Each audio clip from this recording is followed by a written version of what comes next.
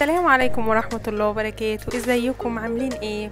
رجعت لكم بفيديو جديد بوصفة جديدة هتعجبكم جدا، مفيدة، تحضيرها سريع، خفيفة جدا، وكمان مفيدة جدا جدا للأطفال، فيها فوائد عالية. تعالوا كده نشوف الطريقة، يلا مع بعض.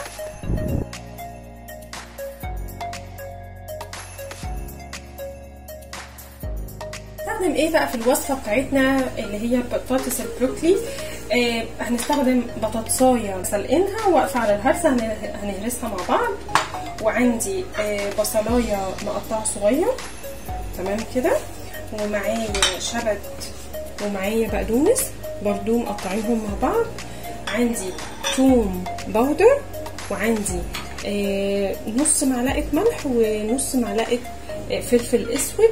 وعندي بروكلي. البروكلي ده عملته ازاي؟ البروكلي ده سلقته في شويه ميه، حطيت عليه نص معلقه ملح ونص معلقه سكر، دقيقتين او 3 دقايق، واشيلهم وقطعتهم بالمنظر اللي انتوا شايفينه ده. ومعايا جبنه حسب الرغبه، جبنه مبشوره حسب الرغبه، دي عايزه تحطيها، مش عايزه تحطيها برده براحتك، عشان اللي مش حابب ان ياكل البطاطس فيها جبنه. ومعايا ايه تاني؟ معايا 3 معالق من الزبادي، 3 معالق من الزبادي، وعندي بضايه. تعالوا بقى نشوف هنعمل ايه.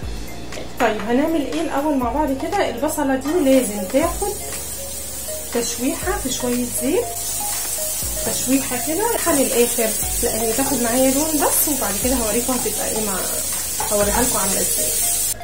كده هنبدا نهرس بقى البطاطس.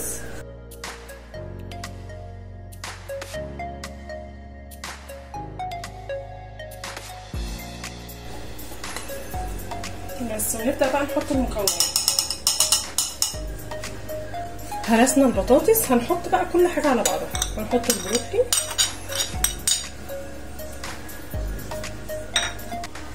وهو البصل اللي احنا شوحناه، بصوا هو ده اللون اللي انا عايزة اوصله عشان ما يغيرليش لون البطاطس. توم البودر والبيضة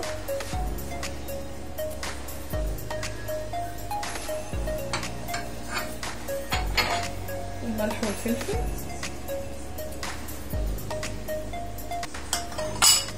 الشبت والبقدونس والزبادي،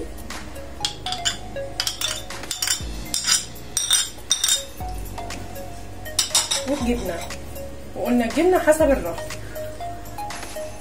والجبنة.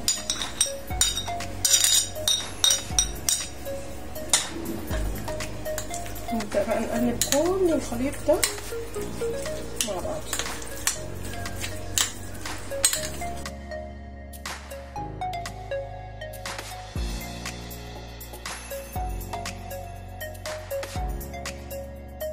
الخليط بدأ يبقى جاهز معايا. تعالوا بقى اوريكم الخطوة اللي بعد كده ايه.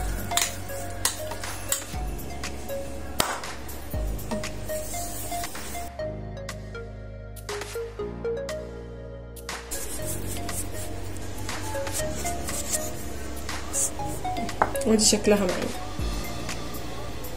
نروح عاملينها بالزيت كده،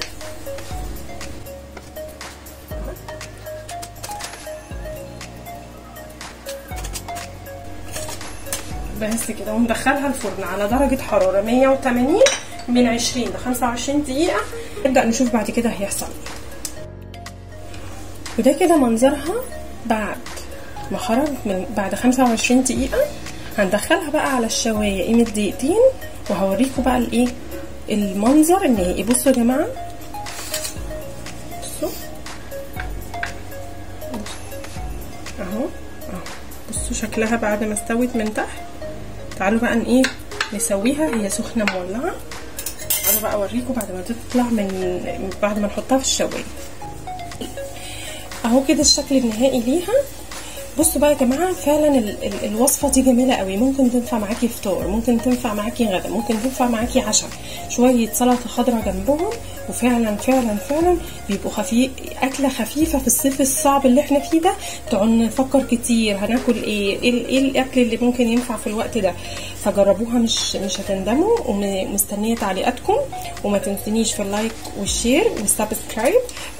يا رب ان شاء الله تعجبكم، بجد جربوها مفيده جدا جدا جدا.